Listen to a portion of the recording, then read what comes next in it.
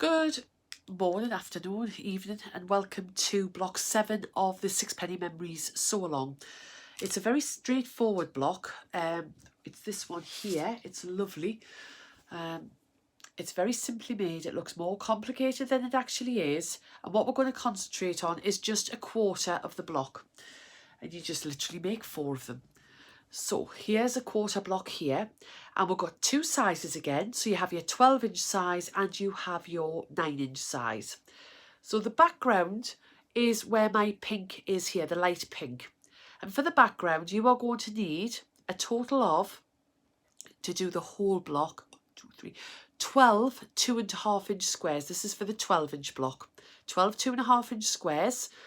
For the centre, which is where the dark pink is, you're going to need 4 2.5-inch squares. This smaller rectangle here, you're going to need 4 2.5 inches wide by 4.5-inch rectangles. And for this other one here, which is the light purple, you're going to need 4 6.5 inches by 2.5 inches.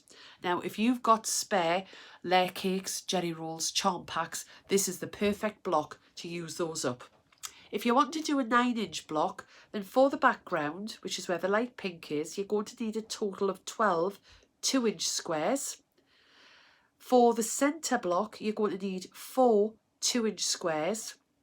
The smaller rectangle for the 9-inch block is going to be 3.5 inches long by 2 inches wide. And this longer block rectangle here is 4.5 inches long and 2 inches wide. Okay, so straightforward as that. You're also going to need a marking pencil. I like my Prim Love scissors, my Prim marking pencil, a small ruler for drawing your lines on. You do need your iron, and obviously I recommend the Prim iron.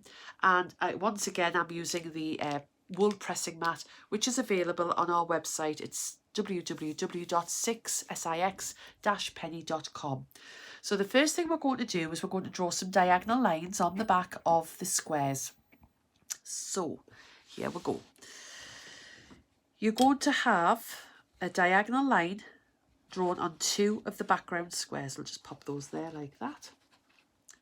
And I'm just using the OmniGrid 6x1 inch ruler, and as I say, the Prim marking pencil.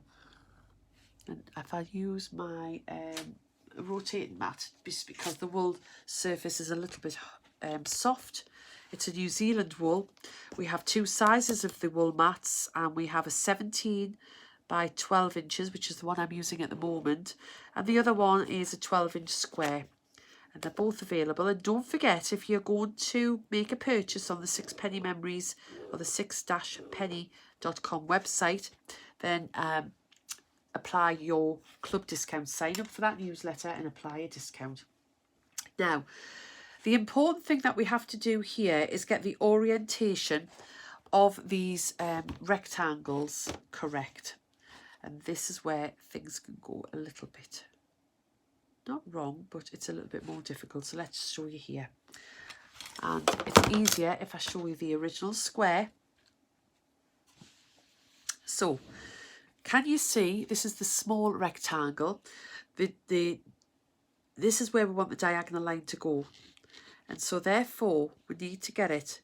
So this is the right angle. This is the only complicated part of this. So this needs to go from this top corner here to the bottom corner here. Now this one, which is the longer one, if we have a look at those 2 together, oops, can you see? So this one here, can you see it's going that direction? So what we need to do is to pop that on. So it's following the same direction. So it's going from this one to this point here. All right. So I'm now going to sew on these lines. I'm going to actually sew on the line, on the drawn line. The only thing that you as I say, you're not worrying about, but you need to be aware of, is the orientation of the of these. Now, what I like to do is make 1/4 block and make sure that I've got the quarter block right. And then after that, you can mass produce these, and your big block will come together very easily. So we're just going to stitch. I'm using Aurifil cream thread in the top, as again, everything I'm mentioning we do have on our website. So I'm going to sew across that line there, and then I'm going to sew across here. This is a great chain piecing project. It comes together very, very quickly. Okay, so once those are sewn, take them out of the sewing machine, and I'll bring this back over to here. And then, oops, I don't want to be down here, she says, I want to be up here. And then what we're going to do is we're just going to use a pair of scissors and snip here. So we'll just snip that over. These are the Prim Love scissors, and they cut right to the very end. They're like little miniature dressmaking scissors. Now, this is where we need to take notice. A lot of patchwork quilters would tell you to trim a 1/4 inch off that side and fold this back. But I always worry that I'm going to lose this size of this rectangle. And so the easiest thing I find is to just trim this part here. This is the bit I'm turning back, and this is the piece I'm going to trim. So I just flip that to one side. I haven't pressed it yet. And you could use your rotary cutter if you wanted to, but I'm just going to use my scissors and eyeball a 1/4 inch. And if you've noticed, I've folded back the other fabric so I don't cut into it. So it looks like that. There's one. And we're going to do exactly the same with the longer one. It's always this top corner that you want to cut off. So I'm just taking that to one side. I'm folding the other fabric back like that. And I do this a lot just because, particularly as a beginner, or sometimes we're talking when we're sewing, you just want to have a little bit of I don't know, confidence that the rectangle hasn't changed shape. So it doesn't matter what's going on here, it hasn't changed shape. Now I'm going to use the Prim iron. Because I've got the wool pressing mat, I'm not going to have my iron on full temperature. I don't need to have that on a full temperature. And I'm going to set the seam, and I'm going to press this so it goes back on itself like that. The wool pressing mat just gives you a lovely, it beds into the seams, it gives you nice flat seams. And again, just set the seam, and I'm just going to press that back like that. Okay, so once I've done that, I'm just going to pop those to one side. I haven't pressed that very well. I'll just press that again. Just caught that underneath. Sometimes when you're talking, this is what happens. So I'll just get that and press that back. So that's nicely pressed. So the next thing that we're going to do, that's the first bit, is we're going to join these two squares together. So for the 12-inch block, this is a 2.5 inch square of the centre, and this is a 2.5 inch square for your background fabric. And we're just going to pop those so they're right sides together, and we're going to sew. It doesn't matter which side you sew down for this one. So I'll just take you back to the sewing machine. Okay, and again, it's a 2.5 inch, it's a 1/4 inch seam allowance. The stitch length is just my regular 2.5 on the Brother sewing machine. You can actually reduce your stitch length down to 2 if you want to. And again, I'm just using that Aurifil thread. So we'll just stitch down here. And once you've made that 1/4 block, how easy would it and how quick is it going to be if you're, sewing all of these together? And then just set that seam and press it. I'm just going to press towards the dark side. Okay, so that's the first stages that we've done. We've done all the bits that we need to construct together. So now what I'm going to do is I'm going to put the block together so I know I'm in the right place. So I've got, there's the centre, and there's the rectangle, which for the 12-inch block is going to be 4.5 inches by 2.5 inches. If you're doing the 9-inch block, it's going to be 3.5 inches by 2 inches. And what we're going to do now is I always like to have things, I'm going to do it that way. Is that right? No, that's not right, you silly sausage. I'm trying to do things upside down. This is going to go like that, and this is going to go like that. So that's how the block is going together. So can you see? So the first thing we're going to do is we're going to flip this rectangle, which is your background rectangle, onto the centre. And if you're cutting and you've got an accurate 1/4 inch seam allowance, it'll fit perfectly. You can pop a few pins in if you want to, but we're going to sew down this side. So I'll take you back to the sewing machine here, and we'll sew down here.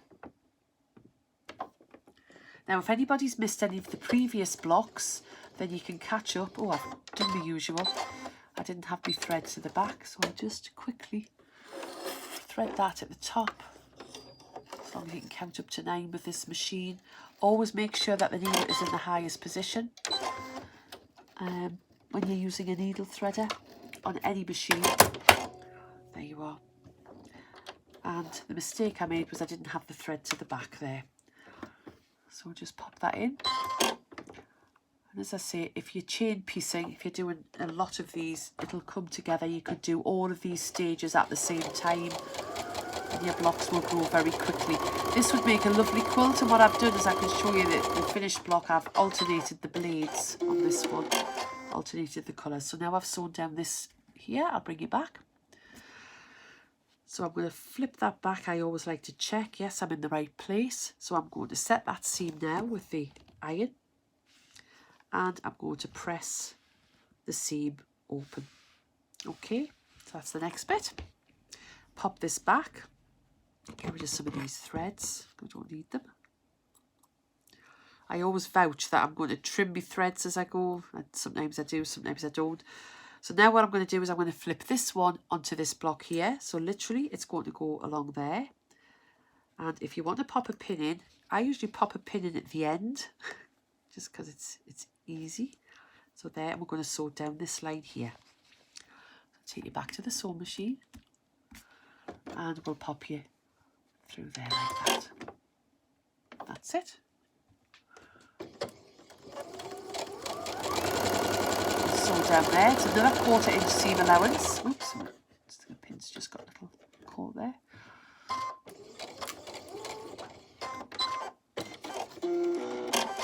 Bring this back. We're nearly at a 1/4. Just check it's in the right place, which it is.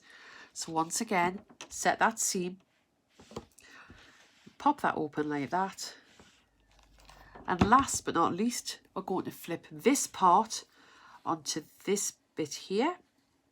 And this time, because it's getting longer, I am going to use pins because I don't want it to move when it goes into the sewing machine. So I'll pop a pin in there. And I'm using my Prim wrist pin cushion, which again is available on the 6penny site. So it's www.6six-penny.com, and we're going to sew down this line here. So take you back. And how quickly does this block come together? Now the reason I like to sew a 1/4 of the block first is I can just double check I've got everything in the right place. Because there's nothing worse than if you're chain piecing and you've got something in the wrong place and you actually make a mistake across the multiples. It also gives me a good opportunity to have a block just as a reference. I usually do 1/4. I always do a full block depending on, you know, how the block is constructed, but I like to get it all done and then I've got a nice reference point. So there you are. There is your 1/4 of a block done. So all you're going to do now is you are going to make more of these blocks. You need 4 in total to make your 12 inch or your 9 inch block. And then basically all you're going to do is you make 4 identical blocks, and it's the orientation. You're going to turn the block clockwise. So there's the first block there. So can you see? To get this next one, we're literally going to turn it, and this is the top half of the block. We're going to flip this onto here. Now at this point you have got 2 joins at this. Can you see where the points are going to meet? So all I'm going to do is I'll take you to this next stage is I'll flip this one onto here. I like to pop a pin in this end here. Now what I like to do is to check that my diagonals are in position. I bring the pin a little bit further away, and I'm just going to make sure that they meet. So can you see there? I mean, they should meet perfectly because the block is the right size. I'll just pop a pin in there. And can you see where this join is here? I can feel them meeting.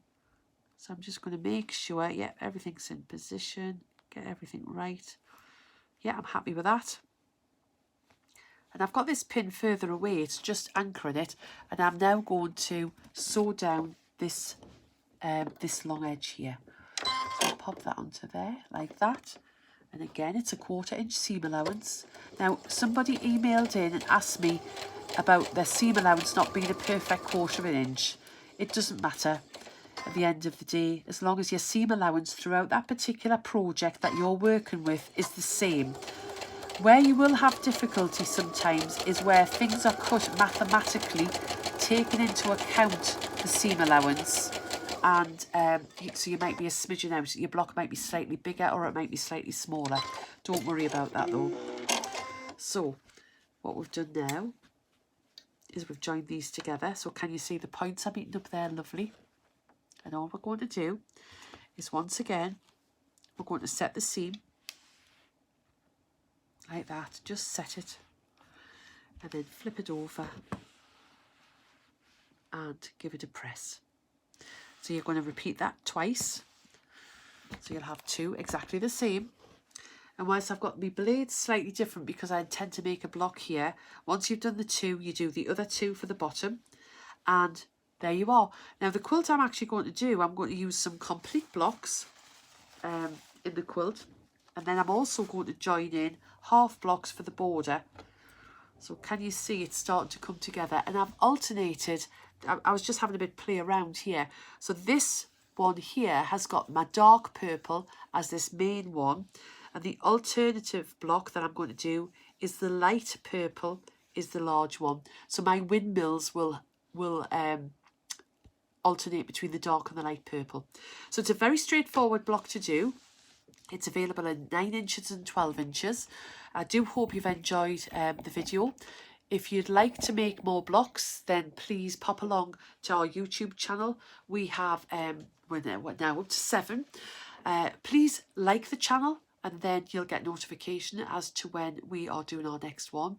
And if anybody's got any questions, please don't hesitate to contact me. Thank you very much for watching and goodbye.